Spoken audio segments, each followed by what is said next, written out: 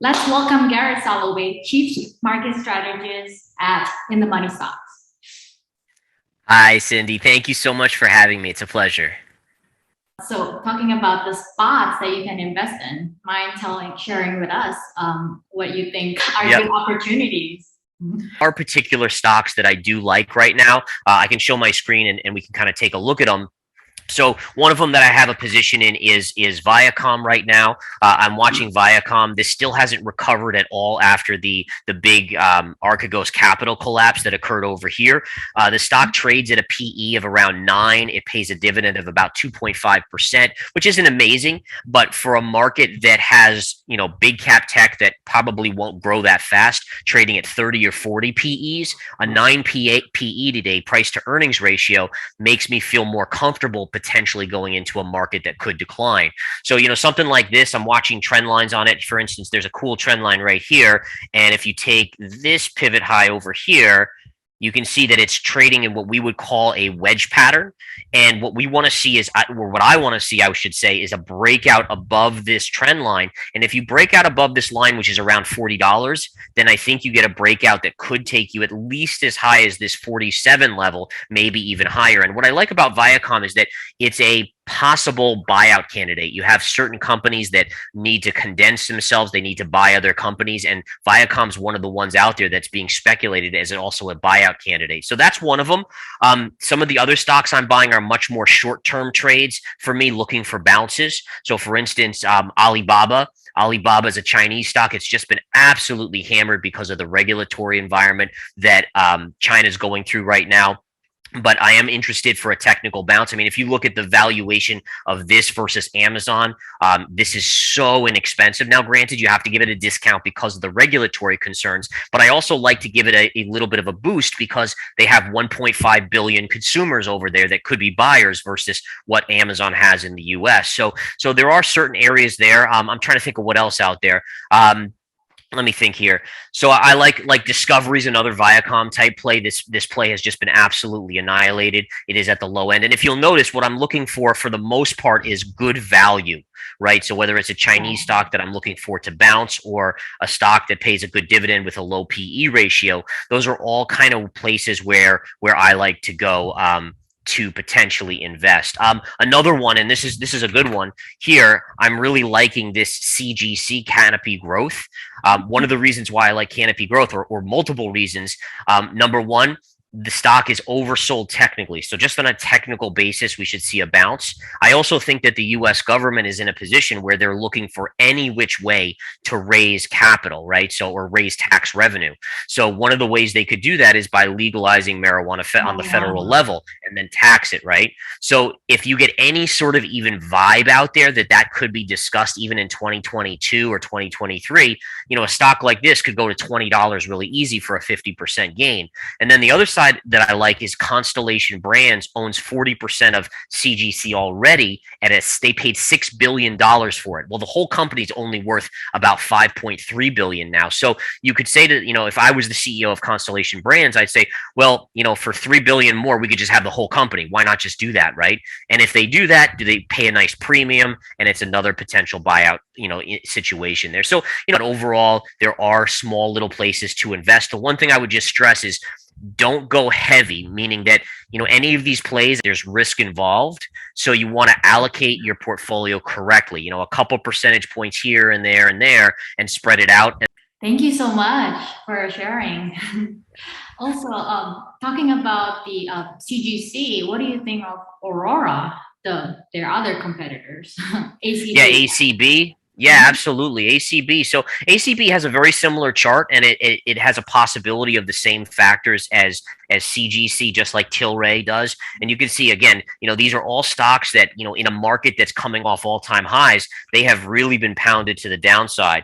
So on CGC, I actually think it's kind of interesting. You have a couple pivots right around here that it's right in the midst of. And I think again, same thing as CGC, that if you get into a point where the government inevitably is looking to raise revenue, right? I mean, you can't spend like the US government is and then not raise revenue. They're talking about tax hikes, but tax hikes aren't going to get us out of this mess. There's going to have to be other areas where they raise taxes, and an easy one to make, hundreds of billions a year in tax revenue would probably be the marijuana industry by legalizing it. And in all fairness, there's a lot of politicians out there that actually want to legalize it. Joe Biden seems to be against it. He's very old school versus a lot of the newer school politicians. But inevitably, again, the need for capital is going to outweigh that over the next couple years probably, and you will see a discussion to try to legalize it. So yeah, I like ACB. Again, high risk stock. It could just as easily go to $4 before it goes to 12, so you have to be ready for that. But I do think that that's an interesting one. Tilray's another one, and a bunch of the other ones as well. Stocks are trading off of emotion. Everyone thinks it's an earnings announcement, or it's this, but it's actually what it triggers in investors, right? So when you have a good earnings announcement, it triggers bullishness in investors. The fear of missing out comes in, which is what drove a lot of these marijuana stocks to ridiculous levels, and they all chase it. And the same thing on the fear side. So fear and greed rule the markets. I love that. Thank you so much for sharing. It's a good reminder for investors. Yeah. Yes. Yeah. There's so much chasing going on in this market. And I still remember vividly that on AMC, when AMC, I still remember when it went to over $70 on one particular day. It ran from like the 30s to over 70. The average entry that day was in the 60s. And, the stock has never really gone back there after chopping around. And again, there's a lot of bag holders out there in these things because they chased. They were kind of trying to catch that shooting star, if you will. And investors as a whole, you might get lucky catching a few of these. And with the meme craze and the Reddit craze, you absolutely caught a few. But I can vouch that doesn't work long term. I have, my early career, I went through the ringer a million times, lost most of my money many times over, had to work my butt off to accumulate again. And then finally I learned my lessons. So here you have a chart of the S&P, right? And the S&P, here's a trend line going back to March of 2020. Beautiful trend line. One of the things I like to show recently is how the initial portion of the rally, look at how far away it got from this trend line here, and look at the distance. That was the strongest point of this rally, is coming off of the March lows. Look at how the next segment was not as high and the distance was less. It touched the line here, then less and less height, then less and less height. Eventually you got below the line, and right here, so this is where I really got a sell signal, which was right here. You confirmed below that line, and you certainly went back up, but look at how you never really got back above that line before the latest rollover. Thank you. Yeah. In regards to timing, when do you think is a good? That's like the hardest thing to predict, right? Timing. Absolutely. Timing is so hard. All I can do is basically go to the charts and just let myself kind of be a vessel for the charts to tell me. And even when you listen to the charts and you try to read them, you can be wrong sometimes. Timing is one of the hardest things, if not the hardest things to do. I just want to show you this trend line. This is so one of the I basically talked to our members about this signal right here, how this was your possible top. And the reason why I arrived at that as being a top, and you can see we've had a beautiful rollover off of that, was because if you go back, there's a trend line here, right? So here's your starting point. It touches this, and then look at the sell-off you got. Then it touched the line again, and you got a sell-off there. And then when did it touch the line again? Right here. So there are ways that if you look at the charts, they can actually guide you. Again, usually when we're at the highs, that's when people are most bullish, and it's hardest for us to say, oh, I'm going to go short here or bet against the market. But again, if you look back, I mean, that was exactly it. So trend line analysis is really a great way to kind of analyze the market, and gives at least a little bit of a bias to being successful in this game. Great. So it will reach all-time high again, or close to it? Yeah, that's, I mean, you know what? The market has gone much higher than I ever thought it would. I for sure underestimated the power of the printing presses that the Federal Reserve has, and the U.S. government sending out checks, and then the bullishness of the average investor. But again, I wish, if I knew, I mean, that's the tricky thing, right? If I knew for sure, I'd throw all my money on that side of the market and try to make a lot of money. Instead, I do little bits here and there, because you just never know for sure. Nothing is guaranteed. Yeah. U.S. debt ceiling and the deadline is coming up. What do you think the Fed will do? Yeah, I mean, I'm sure the Fed is the funder of last resort, but we've gone to these debt ceilings so many times. Every administration is in this predicament, and then at the 12th hour, the other politicians on the opposite side, they say, okay, we'll extend the debt ceiling for 3 months and give you another whatever billions, $100 billion or $1 trillion. So I'm kind of in the position that they're just going to do that again. They like to make their colleagues sweat. That there might not be a deal. They seem to like to push the markets to those extremes. But, I would be absolutely floored if they didn't get something, at least like a short-term funding plan done. Because again, any side of the aisle, so in this case, the Democrats want to pass the budget, right? And the Republicans, but when Trump was president, it was the opposite way. But no politician wants to be the culprit for holding back funding and then crashing the US economy. That certainly won't go very far to getting them reelected. So that's one of the reasons why, these type of things don't affect the market too much. And I don't really expect it at this point to do much here in the short term. Great. And looking at your past videos, I see that you're a long-term bull of Bitcoin. Yeah. You don't mind telling us your outlook and where you think it's going? Yeah, absolutely. So I'm definitely a long-term crypto person. But basically what we have here is a situation where the Federal Reserve and the government are just on an unstoppable path of printing. And like we were talking about earlier, is that, the Fed, every time they talk about tapering, the markets have a crisis and then they can't taper or they can't raise rates. And there's just more printing and more printing and more printing. And that makes all of the dollars that we earn here in the US worth less. And it's really no different in Japan or in Europe. The central banks around the globe are doing this.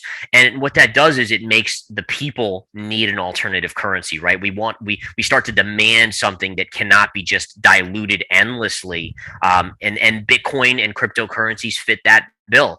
So again, I'm in the camp that I do think Bitcoin's going to have quite a bit more downside to it. Here's the chart on Bitcoin, right? So this is, by the way, the chart is just such a beautiful thing. You had a head and shoulders pattern here. So shoulder, head, and shoulders. And once this neckline, this is called the neckline, where you connect the little base here to here. Once that broke, you had a straight move down to 30,000 right there. Okay. Put a line in there, and then you chopped sideways. Then the bulls started to recapture the flag essentially and drive it up. And what you do is oftentimes, and this is very universal to all charts, is you go back to what we call the scene of the crime, right? The scene of the crime was the breakdown of this trend line right here. So the market has a tendency, whether this is a stock or a currency or a crypto or commodity, to go back and retest. And then notice, as soon as we kiss that line, big drop in Bitcoin, consolidation, another drop here. And my fear is, and this is where I think Bitcoin is going, and it could be a positive or a negative, but I think again, you hit a little short-term support here. Eventually you break into this range again, and you start hitting 30, 40, 30, 40, go in this range. And eventually you actually go down to about 18 to 20,000. And the reason 18 or 20,000 is because that's your former cycle high from 2017. That's going to be a massive amount of support. But there's so much leverage in the system that it has to have a washout. Talking about crypto, are you familiar with the tether scam? Not hugely, but feel free to fill me in on it. So what is it? So basically, USDT, which is tether, is a stable coin, and they said that every USDT is backed by $1 US dollars. Right. But that's not actually so. So I have heard a little bit about that, and yeah, and so this is the kicker, right? Is that these stable coins or things like Tether that are supposed to be equal to $1. Number one, there's not a lot of regulation in there, so you don't know for sure, right? But again, yeah, these cryptocurrencies that can just be printed. Again, it's what's the difference between that and a fiat currency then? The stock market, right? Like, yeah, exactly. Tether is what caused the huge crypto bull run last year. So yeah. They basically use USDT Tether to buy all these major crypto coins like Bitcoin, Ethereum. It's like the stock market. Thank you so much for your time. Oh, you're welcome, Cindy. Thanks so much for having me. It's been a pleasure. You'll find me loser, set me free. You make